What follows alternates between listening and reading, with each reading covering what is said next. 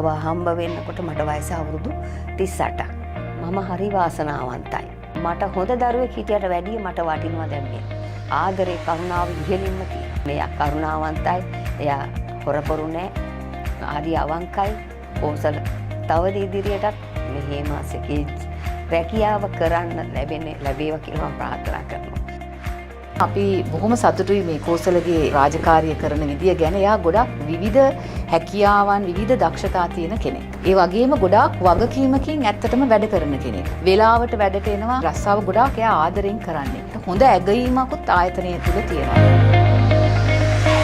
कोसनाम सम आदरे विशालरे मत कोप कसन आशाई पाठ करना आशाई